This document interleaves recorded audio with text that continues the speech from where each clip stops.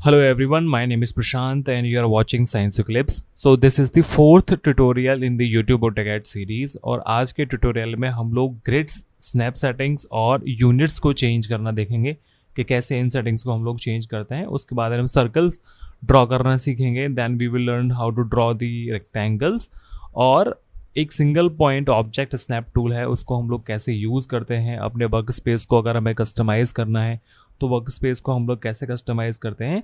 उसके बाद जो भी मॉडल हम क्रिएट करेंगे उसका प्रिंट आउट कैसे लेते हैं, उसको प्लॉट कैसे करते हैं। Then we will take a deep dive into layers, colours and line types कि एक नया लेयर है उसको कैसे क्रिएट करना है, उसको लाइन टाइप असाइन करने हैं, कलर असाइन करना है या फिर लाइन वेट्स असाइन करने हैं, वो हम लोग कैसे असाइन करते हैं।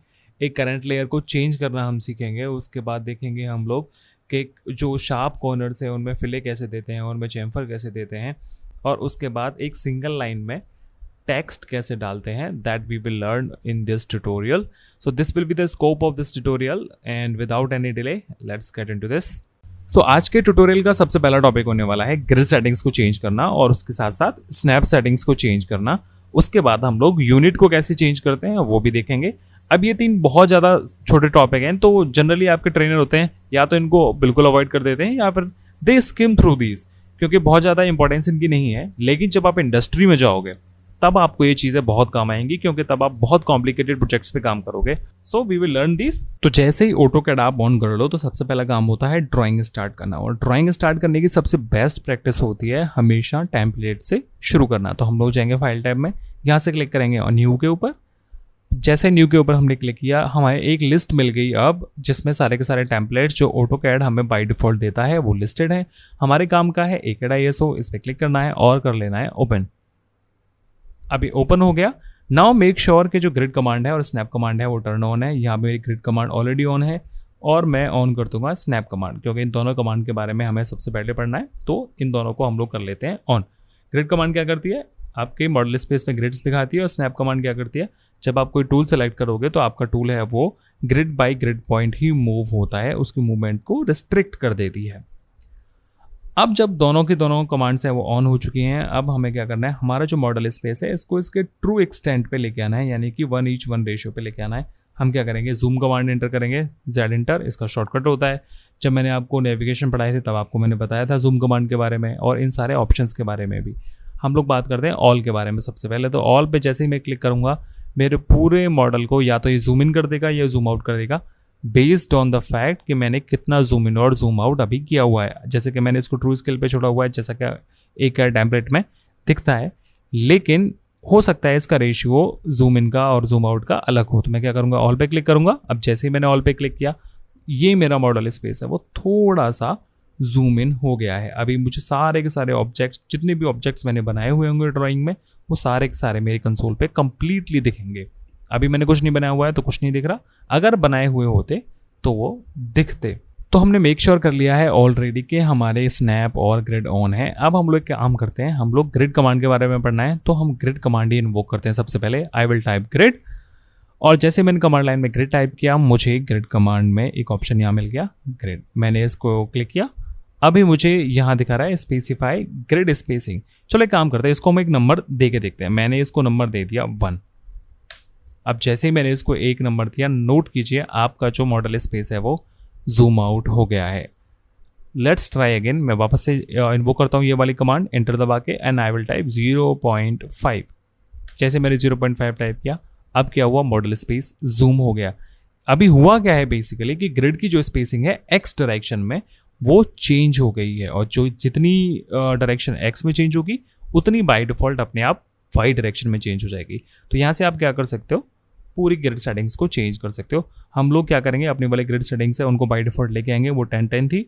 I will go to command enter and I will type 10। तो हमने क्या किया, अपने ग्रिड सेटिंग से उनको वापस से बाय डिफॉल्ट पे सेट कर दिया है। अब हम लोग बात करते हैं इसमें जो दूसरा ऑप्शन है उनकी। जैसे मैं ग्रिड में एंटर टाइप करूँ, अब लिखा हुआ है यहाँ पे ऑन एंड ऑफ। यहाँ से भी आप क्या कर सकते हो, ग्रिड्स को ऑन ऑफ कर सकते हो। जैसे मैंने ऑफ पे क्लिक किया, ग्रिड्स हैं वो ऑफ हो गई। वापस से एंटर प्रेस करो, कमांड को इन्वोक करो एंड टाइप ऑन। अब मेरी ग्रिड्स हैं वो वापस से ऑन हो गई हैं। I will type enter again and I will से स्नैप। अब स्नैप का मतलब होता है कि जो स्नैप फीचर है हमारे यहाँ पे फीचर मेन्यू में, स्नैप टू ड्राइंग ग्रिड, इसमें जितनी भी स्पेसिंग होगी, जितनी स्पेसिंग उसमें होगी कर्सर के लिए, वो सारी की सारी सेटिंग्स हमारी क्या होंगी, ग्रिड्स में भी कॉपी हो जाएंगे अगर मैं उस फंक्शन पे क्लिक करूं तो। Next is major. अब मैं मेजर पे क्लिक करता हूं तो यह लिखा है enter the number of grid divisions पर मेजर ग्रिड लाइंस, यानी कि यहां से लेके यहां तक के बीच में इस वाले बॉक्स को देखो जहां मैं कर्सर चला रहा हूं, इस वाले बॉक्स में कितनी मेजर ग्रिड लाइंस है वो यहां से मैं चेंज कर सकता हूं। अभी नंबर है वो 5 है, लेट्स ट्राई 10। अब क्या हुआ, सी एक मेजर ग्रिड बॉक्स में नंबर ऑफ ग्रिड लाइंस हैं वो चेंज हो चुके हैं। I will like bring back that to 5। Next है अडेप्टिव। अडेप्टिव का मतलब होता है आप कितना भी जूम इन और जूम आउट कर लो, आपकी जो ग्रिड लाइंस है वो ऑटोमेटिकली एडजस्ट होती जाएंगी। जैसे कि अब मैं अडेप्टिव पे क्लिक करता हूँ, नाउ अभी जो बाय डिफॉल्ट ऑन है वो यस है, मैं इसको कर देता हूँ नो। अब मैंने नो कर दिया। सी अगर मैं इसको जूम इन करता जा रहा हूँ तो क्या हो रहा है, एक ग्रिड लाइन में मैं जूम कर रहा हूँ, अब जो ग्रिड लाइन है वो क्या होगी, रीसेट नहीं होगी और नई ग्रिड लाइंस एक ग्रिड के बीच में नहीं बनेंगी। अब हम लोग इसका अपोजिट करते हैं। I will invoke the command again, I will go to adaptive, I will type yes. ठीक है, turn adaptive behaviour on, no yes. मैंने यहाँ मुझे बता दिया कि मेरा जो बिहेवियर है वो ऑन हो चुका है अभी। ठीक है, अब मैं क्या करता हूँ, जूम आउट करने की कोशिश करता हूँ। अब मैं जूम आउट कितना भी करता जा रहा हूँ तो ग्रिड लाइंस है वो वापस से अडेप्टिव बिहेवियर लेके फिर से अपीयर होती जा रही है। अब मैं इसको कितना ही जूम इन कर लूँ तो एक पर्टिकुलर ग्रिड पे मुझे इनफाइनाइट जूम मिलेगा, मैं कभी भी उसको इतना जूम नहीं कर सकता हूँ। हालांकि एक टाइम आएगा जब आपको पूरा का पूरा एग्जॉस्ट हो जाएगा आपका जूम, ये सॉफ्टवेयर की लिमिट है, लेकिन हम बहुत सारा जूम इन और जूम आउट कर सकते हैं। अभी हमारी ग्रिड लाइंस है वो ऑटोमेटिकली अडेप्ट कर लेंगी हमारे मॉडल स्पेस को। ठीक है, इससे एक फ़ायदा होता है कि जब आप ड्राइंग करने जा रहे होते हो तो आपको ड्राइंग के ट्रू स्किल का ध्यान नहीं रखना पड़ता, आप कहीं पे भी ड्रॉ कर सकते हो आपके कन्वीनियंस के अकॉर्डिंग। तो ग्रिड कमांड में अगला ऑप्शन होता है लिमिट्स। लिमिट्स पे अगर मैं क्लिक करूं यहां से तो मुझे कमांड लाइन में दिख रहा है डिस्प्ले ग्रिड बियॉन्ड लिमिट्स, यानी कि मुझे पूरे के पूरे मॉडल स्पेस में infinite to infinite grid system देखने के लिए मिलेगा अगर ये सेटिंग डिफॉल्ट यानी कि यस पे है। अगर मैं इसको नो पे क्लिक कर दूं या फिर मैं चाहता हूं मेरा जो मॉडल स्पेस है उसके एक स्पेसिफिक एरिया में ही ग्रिड्स मुझे दिखाई दें, I will click on no. अब ये क्या करेगा, ऑटोकैड मुझे एक स्पेसिफिक एरिया में ही ग्रिड्स शो करेगा, उसके बाहर इनफाइनाइट मॉडल स्पेस में मुझे ग्रिड्स शो नहीं होंगे। राइट, कितना एरिया ये दिखाएगा ग्रिड्स में ये आप चेंज कर सकते हो। इसको चेंज करने का तरीका होता है, कमांड में टाइप करिए लिमिट्स, हिट एंटर। अब ये कह रहा है स्पेसिफाई लोअर लेफ्ट कॉर्नर, तो लोअर लेफ्ट कॉर्नर के लिए आपको इसको एक कोऑर्डिनेट देना पड़ेगा। ये कैसे पता चला, यहाँ पे दो वैल्यूज लिखी हुई हैं 0,0, यानी कि हमें क्या करना पड़ेगा, इसको एक लोअर कॉर्नर देना पड़ेगा। तो लोअर कॉर्नर देने का तरीका होता है, मान लीजिए मैं चाहता हूँ कि लोअर कॉर्नर है वो ओरिजिन पॉइंट पे ही रहे, आई विल गिव 0,0। अब ये पूछ रहा है स्पेसिफाई अपर राइट कॉर्नर, यानी कि ये वाला कॉर्नर आइडेंटिफाई मैं करना चाहता हूँ से 1000,1000 पे। मैंने 1000,1000 टाइप किया and I will hit enter. इसने मुझे जो स्पेस है जिसमें ग्रिड्स बनी हुई हैं उसको थोड़ा सा मैग्नीफाई कर दिया, थोड़ा सा बड़ा कर दिया। अब एरिया बढ़ गया है, सी ग्रिड्स ज़्यादा बढ़ गई हैं। मैं चाहूँ तो इसको रेक्टेंगल भी ले सकता हूँ। I will show you, I will type limits, I will give it 0,0 as the first point and second point हम इसको दे देते हैं, मान लीजिए 500,200। सी शक्ल चेंज होगी भाई की। अब जो ग्रिड स्पेस है वो रेक्टेंगुलर हो गया है।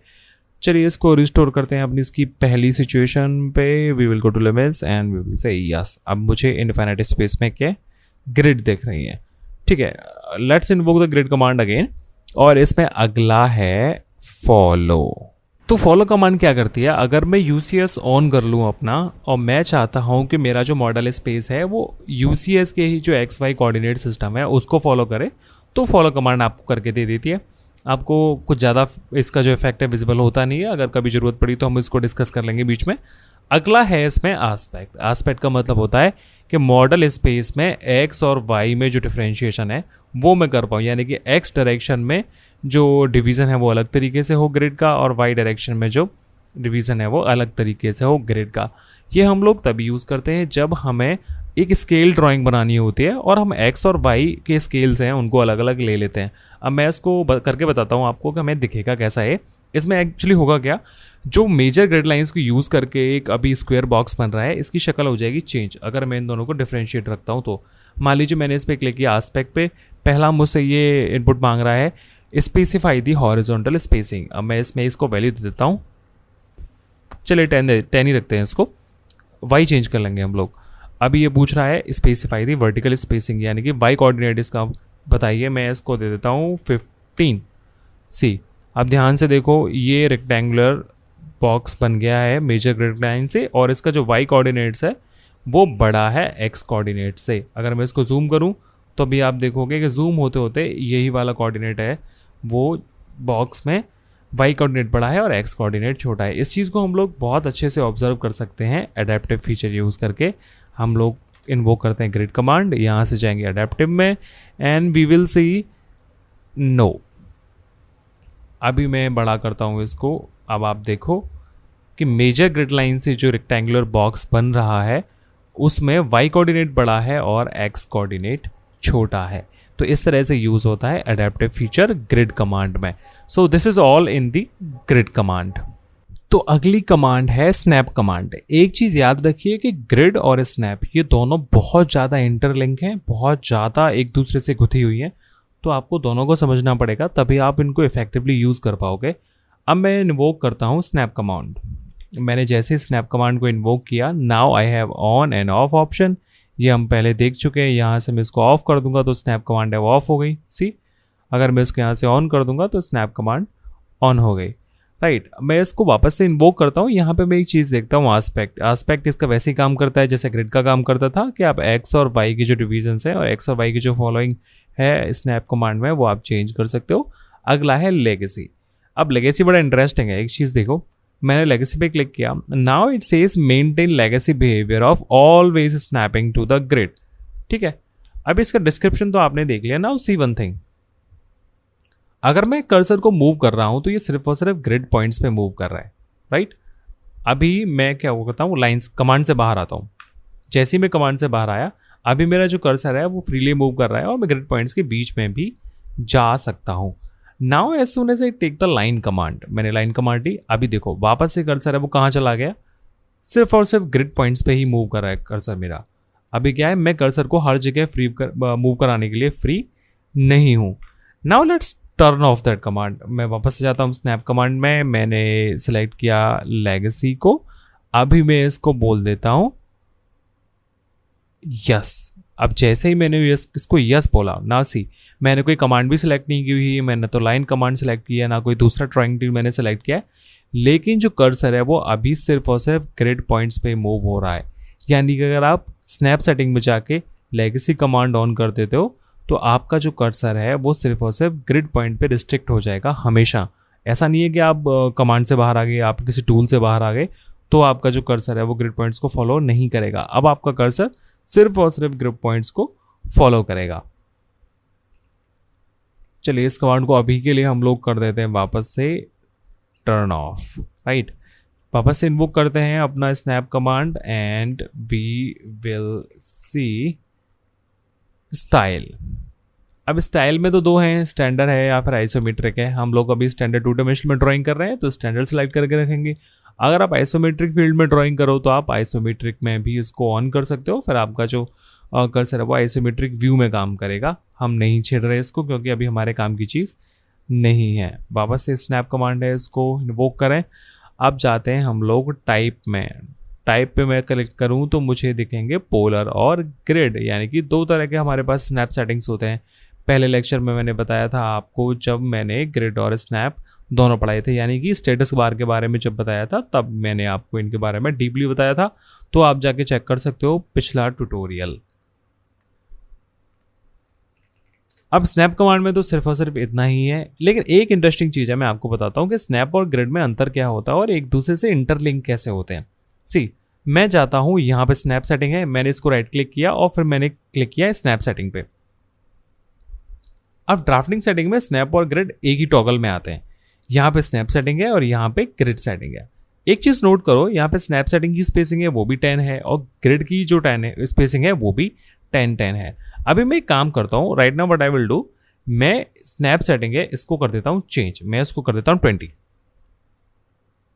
और ये भी हो गया 20। एक्स और वाई की जो मैंने स्नैपिंग है वो बराबर कर रखी है। अभी आपको स्नैपिंग का ट्रू मतलब समझ में आएगा। अभी मैं हिट कर देता हूँ okay. Now notice one thing, ऐसे ही जैसे ही मैं लाइन टूल अगर सेलेक्ट करूं, अब जो कर्सर है सी, जैसे ही मैं कर्सर को नीचे लेके आऊंगा ये एक जो ग्रिड पॉइंट है उसको जंप करके अगले पे पहुंच जाएगा, यानी कि बीच वाला जो इन दोनों पॉइंट्स के बीच में बीच वाला जो ग्रिड पॉइंट है उस पे नहीं जाएगा। यानी कि हमारी जो ग्रिड स्पेसिंग वो 10-10 की है, तो अभी मेरा जो कर्सर है वो 20 जंप कर रहा है, यानी कि इस पॉइंट से लेके और इस पॉइंट के बीच में जो डिस्टेंस है वो 20 यूनिट्स है। अगर मैं स्नैप सेटिंग है उसको ग्रिड सेटिंग से ऊपर रखता हूं तो क्या करेगा, उतना ही वैल्यू वो ग्रिड्स पे जंप करेगा। अभी वो वाली सेटिंग हम लोग वापस से इन्वोक करते हैं।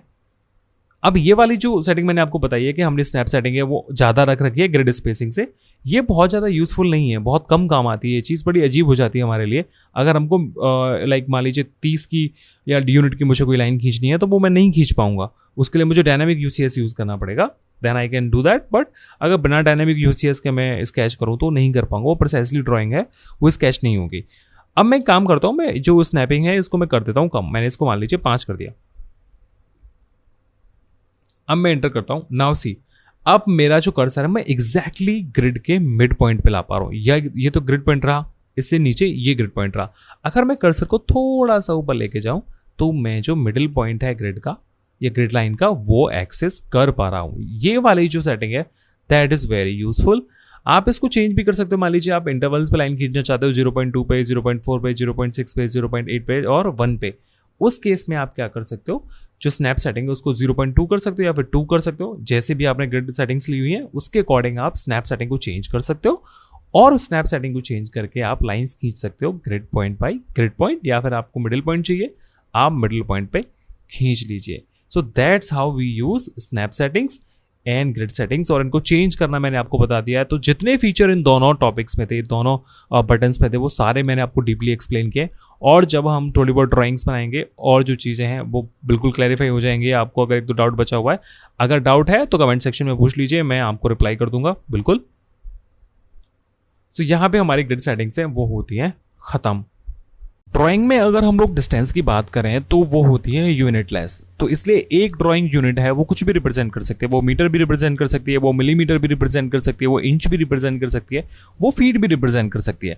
एग्जाम्पल के लिए हम लोग लेते हैं आर्किटेक्चरल यूनिट्स। तो हम लोग जब आर्किटेक्चरल ड्राइंग्स बनाते हैं तो उसमें मेजरमेंट जो होते हैं जनरली वो फीट और इंचेस में होते हैं, लेकिन वो हम मीटर में और मिलीमीटर में भी कर सकते हैं। ऐसे ही मैकेनिकल इंजीनियरिंग ड्राइंग्स की बात करें तो उनके लिए हम एक सिस्टम यूज करते हैं, it's called decimal system. Example के लिए मैं आपको बताऊं तो ऑटोकैड में कमांड है यूनिट्स, जो ये सब कंट्रोल करती है। तो हमें कमांड लाइन में जाना है और यहाँ टाइप करना है यूनिट्स। जैसे मैं इंटर हिट करूंगा अब हमें ये पॉपिंग विंडो दे देगा। अगर यहाँ से आपको इसको एक्सेस नहीं करना है तो आप जा सकते हो एप्लीकेशन मेन्यू में, यहाँ से आप क्लिक करिए drawing utilities and then we have units. अब यहाँ पे क्लिक करने के बाद आपको दो चीजें दिखेंगी, यहाँ तो लेंथ मेजरमेंट दे रखा है, यहाँ पे एंगल मेजरमेंट दे रखा है। अगर हम लोग टाइप के नीचे जो ड्रॉप डाउन मेन्यू है इस पे क्लिक करें तो आपको 5 चीजें यहाँ पे दिखेंगी जो लिस्टेड हैं, आर्किटेक्चरल, डेसिमल, इंजीनियरिंग, फ्रैक्शनल और साइंटिफिक। हम लोग सारी जो सिस्टम है इनको देखते हैं एक एक करके। Number 1 we have architectural. जैसे मैं आर्किटेक्चरल पे क्लिक करता हूं तो यहाँ आपको सैंपल आउटपुट इसका दिखेगा, इट सेज 1 and 1.5 इंच, यानी कि एक मिक्स्ड फ्रैक्शनल सिस्टम है। और जो मेजरमेंट सिस्टम में यूनिट यूज हो रही है वो हो रही है inches and feet. Now we go to decimal system. तो यहाँ आपको कोई भी मेजरमेंट सिस्टम में यूनिट नहीं दिखेगी। आपको जो मेजरमेंट में यूनिट दिख रही है दैट इज 1.5, 2.0039, 0, यानी कि कोई भी यूनिट सिस्टम नहीं है, ना तो मिलीमीटर है, ना मीटर है, ना सेंटीमीटर है, ना इंचेस है, कुछ भी यहाँ पे नहीं है। Next is the engineering system. अब जैसे ही मैंने इंजीनियरिंग सिस्टम पे क्लिक किया इसने मुझे दिखाया 1.5 इंचेस, 2.0039 इंचेस। नाउ हम लोग ये चीज देख सकते हैं कि इंजीनियरिंग सिस्टम में हम लोग इंचेस और फीट यूज करते हैं, बट इसमें डेसिमल भी यूज होता है साथ में। हम लोग सिंपली फ्रैक्शनल में बात नहीं करेंगे। If you go to fractional system, यहां आप देखोगे आपके फ्रैक्शंस तो यूज हो रहे हैं लेकिन कोई भी यूनिट्स इसमें असाइंड नहीं है।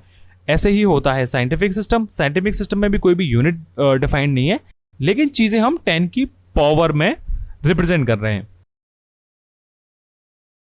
तो इंजीनियरिंग ड्राइंग्स में जो जनरली चीज होती है दैट इज डेसिमल सिस्टम, तो इसको हम लोग डेसिमल पे लाके छोड़ देंगे। नीचे है प्रिसीजन।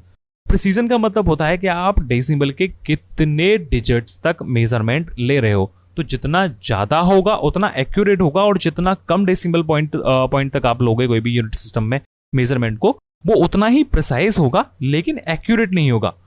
बात नहीं समझ में आई?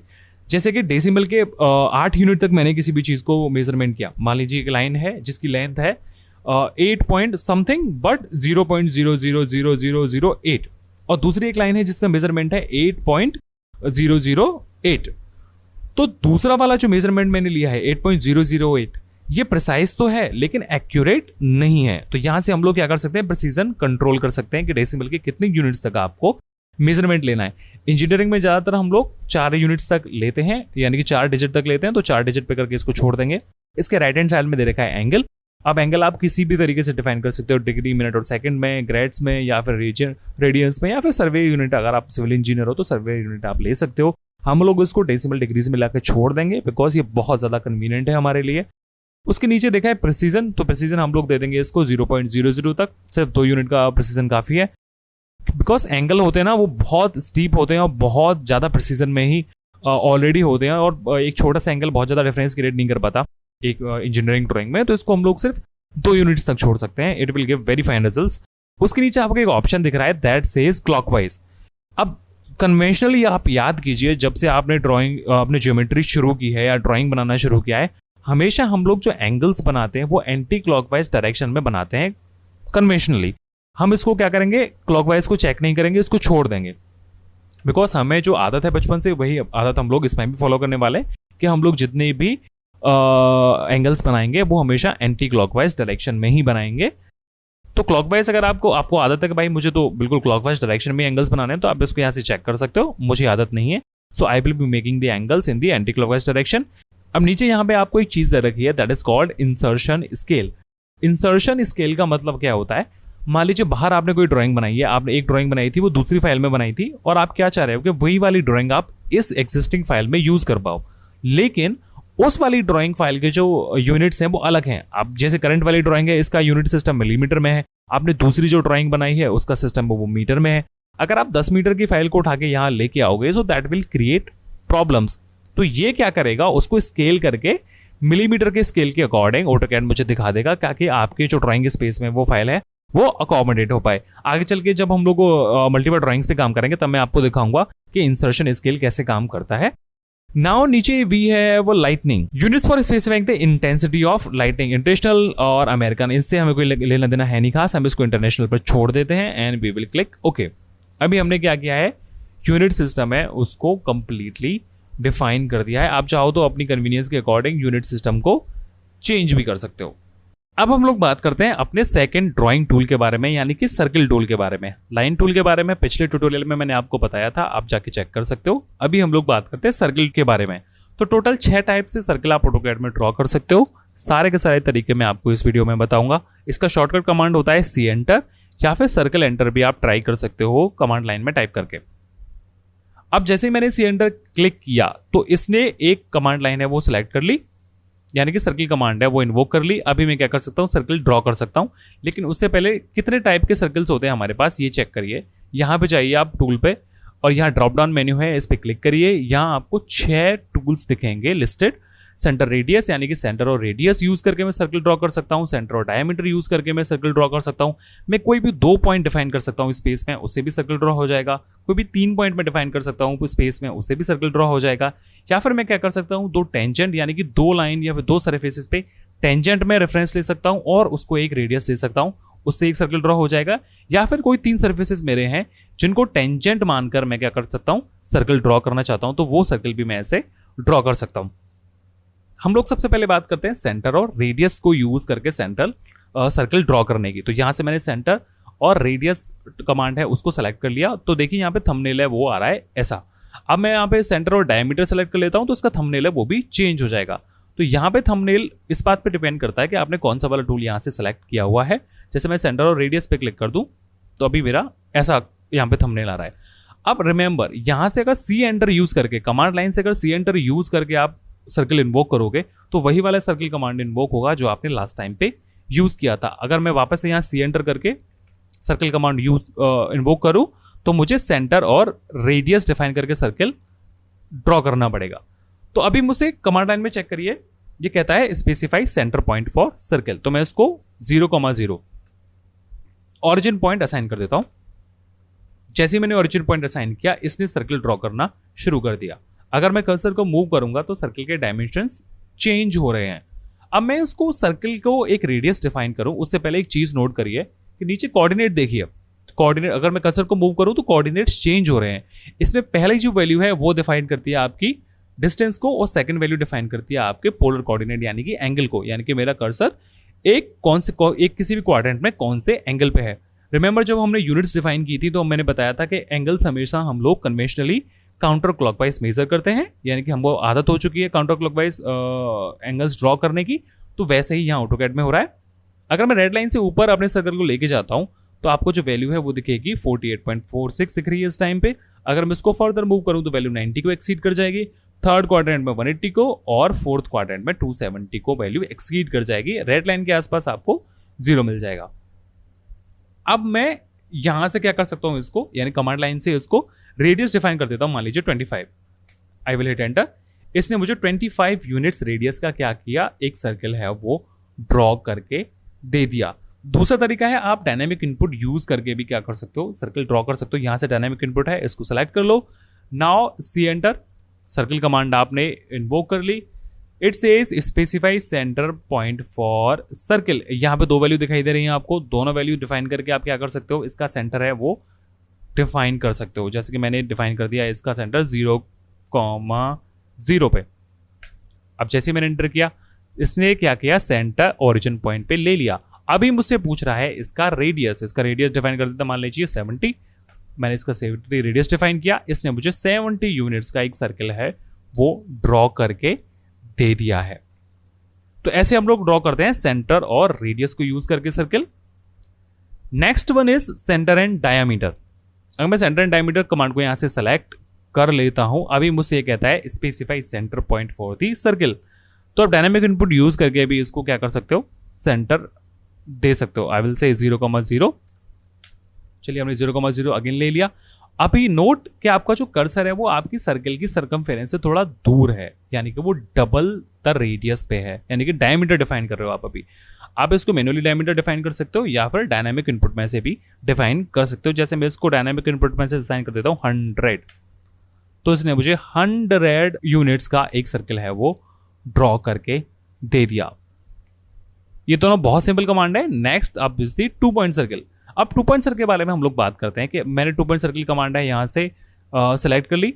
इधर मैं फर्स्ट पॉइंट असाइन करूँ, फिर सेकंड पॉइंट असाइन करूँ, या फिर हम लोग मैन्युअली भी ड्रॉ कर सकते हैं।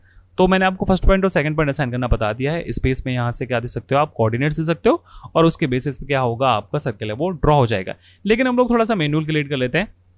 मैंने यहाँ क्लिक किया और उसके बाद मैंने इसको दूसरा पॉइंट दे दिया यहाँ पे। तो क्या हुआ, एक सर्कल है मेरा वो ड्रॉ हो गया 2 पॉइंट्स के यूज करके। ऐसे ही एक कमांड होती है 3 पॉइंट कमांड, यानी कि 3 पॉइंट्स यूज करके आप क्या कर सकते हो, एक सर्कल क्रिएट कर सकते हो। जैसे एक पॉइंट मैंने इसको यहाँ असाइन किया, दूसरा पॉइंट इसको मैंने यहाँ असाइन किया, अब मुझसे ये तीसरा पॉइंट मांगेगा, तो मैंने स्पेस में तीसरा पॉइंट यहाँ दे दिया इसको। तो 3 पॉइंट्स को यूज करके मैंने क्या किया, एक सर्कल है वो बना दिया। नेक्स्ट अब इज दी 10 10 और रेडियस, यानी कि 2 टेंजेंट और एक रेडियस कमांड। तो मैं यहाँ से सेलेक्ट कर लेता हूँ टेंजेंट कमांड को। तो मैंने इसको एक पहला सरफेस यहाँ दे दिया, दूसरा सरफेस मैंने इसको यहाँ डिफाइन कर दिया, यानी कि 2 टेंजेंट में इसको डिफाइन कर चुका हूँ।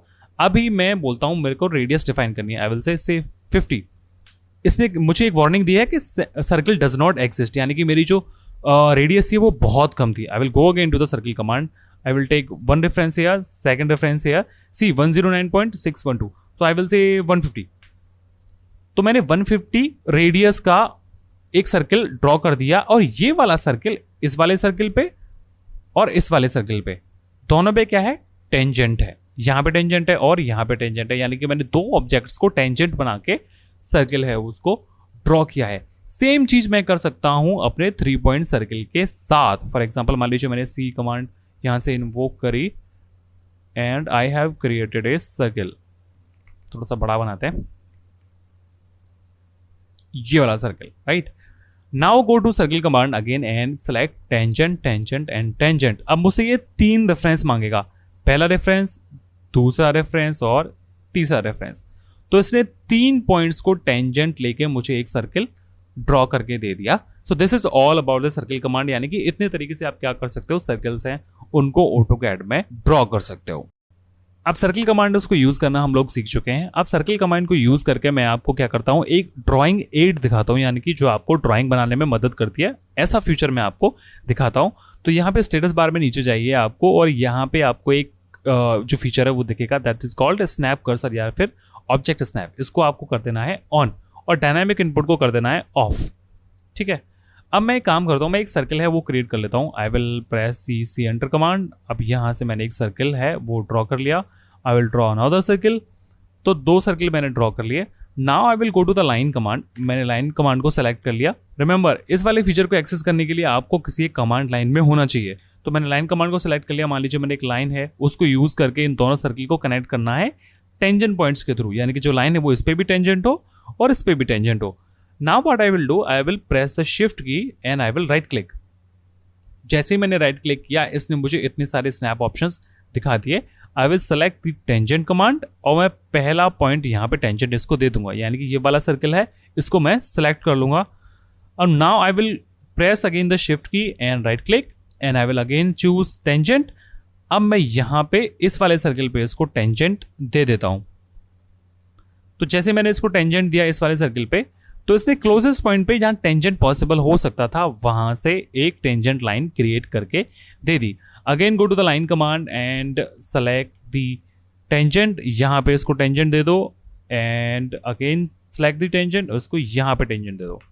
सी, इसने मुझे क्या किया, लाइन्स हैं वो क्रिएट करके दे दी 2, और ये दोनों की दोनों लाइन्स इन दोनों सर्कल्स पे क्या है, टेंजेंट है। ऐसे ही होता है एक quadrant feature. How, go to the line command and press the shift key and right click and take the quadrant। अब पहला क्वाड्रेंट इस वाले सर्किल का यहाँ पे है, इस वाले सर्किल का क्वाड्रेंट कहाँ पे है, that I will track by quadrant यहाँ पे है। तो इन दोनों क्वाड्रेंट्स को मैं क्या कर सकता हूँ, इन दोनों पॉइंट्स को क्या कर सकता हूँ, मैं कनेक्ट कर सकता हूँ एक लाइन को यूज करके। तो ऑब्जेक्ट स्नैप क्या करता है, आपको वो वाले पॉइंट्स किसी एग्जिस्टिंग ज्योमेट्री पे इंडिकेट करता है जिनको आप डायरेक्टली कर्सर से क्या कर सकते हो, एक्सेस नहीं कर सकते हो। आप कर्सर से जिन पॉइंट्स को किसी भी एग्जिस्टिंग ज्योमेट्री पे ट्रैक नहीं कर सकते हो, उनको आप ट्रैक कर सकते हो स्नैप फीचर के साथ। अगले टूल के बारे में बात करें तो अगला टूल है अपने पास रेक्टेंगल टूल। इसको इन्वोक करने का तरीका होता है, कमांड लाइन में टाइप करिए रेक्टेंगल और इंटर हिट करेंगे तो आपके पास रेक्टेंगल कमांड है वो इन्वोक हो जाएगी। दूसरा तरीका होता है ड्राइंग रिबन में जाइए, यहाँ से सेलेक्ट कीजिए रेक्टेंगल। इसके साइड में ड्रॉप डाउन मेन्यू बना है, इसका मतलब कई टाइप के रेक्टेंगल इसमें हो सकते हैं। यहाँ क्लिक करिए और इतने सारे ऑप्शंस आपके पास अवेलेबल हैं। सारे एक्सप्लेन नहीं करूँगा, मैं सबसे बेसिक वाला एक्सप्लेन कर रहा हूँ, बाकी आप ट्राई कर सकते हो अपने आप। यहाँ से ये वाला सेलेक्ट कर लेना है। अब ये कह रहा है मुझसे स्पेसिफाई फर्स्ट कॉर्नर पॉइंट। अब मैं यहाँ से ऑफ कर देता हूँ डायनामिक इनपुट और इसको पहला कॉर्नर में यहाँ पे डिफाइन कर देता हूँ से 0,0। अब पहला जो कॉर्नर है इसने मुझे ओरिजिन पॉइंट पे यहाँ बना के दे दिया है। अब मैं दूसरा कॉर्नर भी इसको डिफाइन कर सकता हूँ से 10,20, यानी कि हाइट है वो 20 होनी है और जो विड्थ है वो होनी है 10। तो इसने मुझे 10/20 का एक रेक्टेंगल है वो क्रिएट करके दे दिया है। तो ये तरीका होता है ऑटोकैड में रेक्टेंगल ड्रॉ करने का। और भी टाइप के रेक्टेंगल्स इसमें दे रखे हैं। यहाँ से आप ड्रॉप डाउन मेन्यू में जाइए, यहाँ एक रेक्टेंगल टूल है, it says corner, full bass and full height. यहाँ सेलेक्ट कर सकते हैं हम लोग। सबसे पहले कॉर्नर डिफाइन करेंगे इसके लिए। मान लीजिए हम कॉर्नर डिफाइन करिए 30,0। सो पहला कॉर्नर मुझे यहाँ मिल गया है। Now it says specify full bass. अब मैं इसकी विड्थ इसको असाइन कर देता हूँ। I am saying 20। मैंने इसको 20 विड्थ असाइन कर दी है। सी, 20 ये वहाँ से लेगा जहाँ आपने इसका पहला कॉर्नर असाइन किया है। Now it says specify full height. अब मैं इसको फुल हाइट देता हूँ, मान लीजिए 30।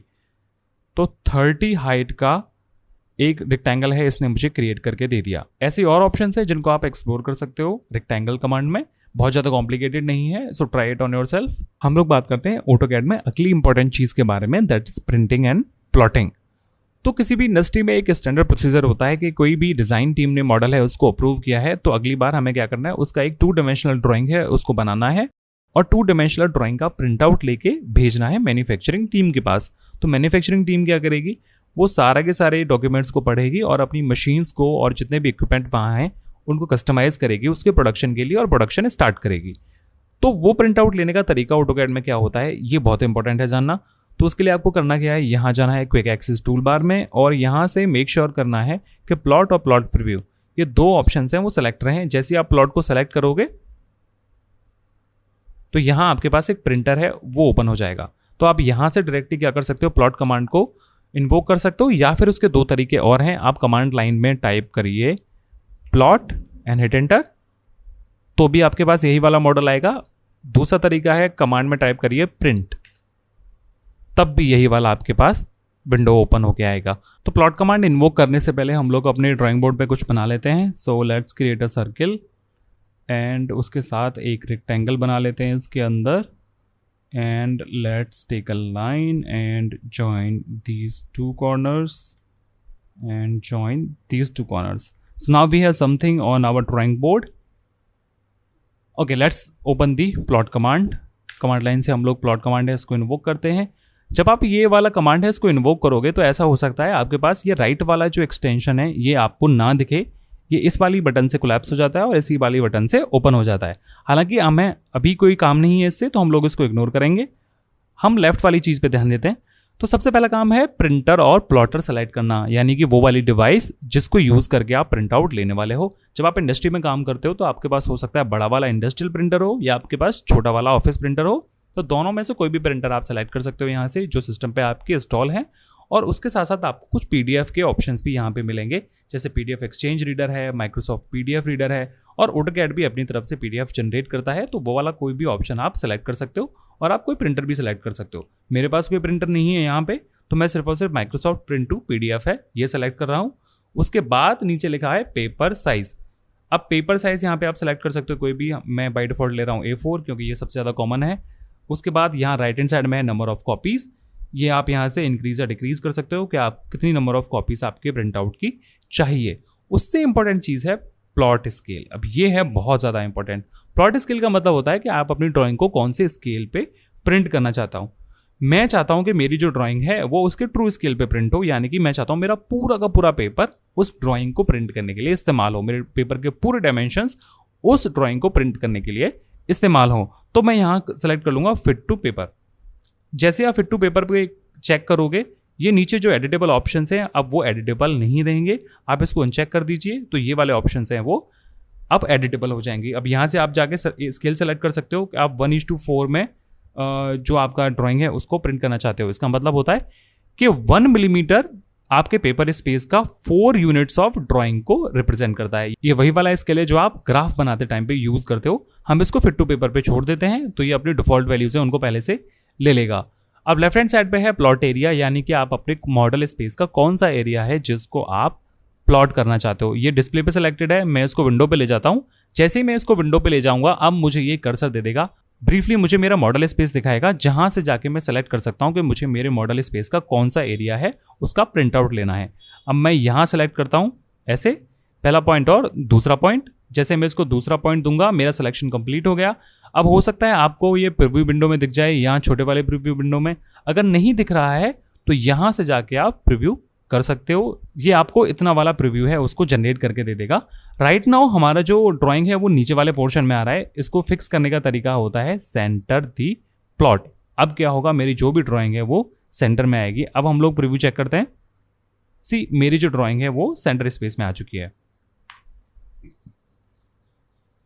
अगर आपको प्रिंट आउट लेने के लिए फर्दर बढ़ना है तो आप यहाँ से अप्लाई टू लेआउट कर दीजिए, तो ये वाला जो आपका ड्राइंग है वो लेआउट में चला जाएगा और आप ओके पे प्रिंट करोगे तो आपको प्रिंट आउट मिल जाएगा। अदरवाइज आप कैंसिल कर सकते हो एस्केप दबा के या फिर कैंसिल कमांड पे क्लिक करके।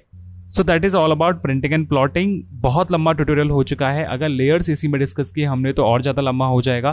ट्यूटोरियल यहीं पे खत्म करते हैं, लेयर्स हम लोग अगले ट्यूटोरियल में देखेंगे। तब तक आपकी प्रैक्टिस के लिए मैंने कुछ ड्राइंग्स हैं वो दे रखी हैं डिस्क्रिप्शन में, आप जाके पीडीएफ डाउनलोड कर सकते हो। सर्किल, रेक्टेंगल और लाइन कमांड यूज करके वो सारी ड्राइंग्स कंप्लीट हो जाएंगी। स्निप सेटिंग और ग्रिड सेटिंग्स हैं उनको चेंज करना भी मैंने इंक्लूड किया है उन ड्राइंग्स में, तो वो वाली ड्राइंग्स हैं उनको अच्छे से प्रैक्टिस करिए। Till then bye bye, I will see you in the next video. and do not forget to subscribe and share the video with your friends. I will see you in next tutorial.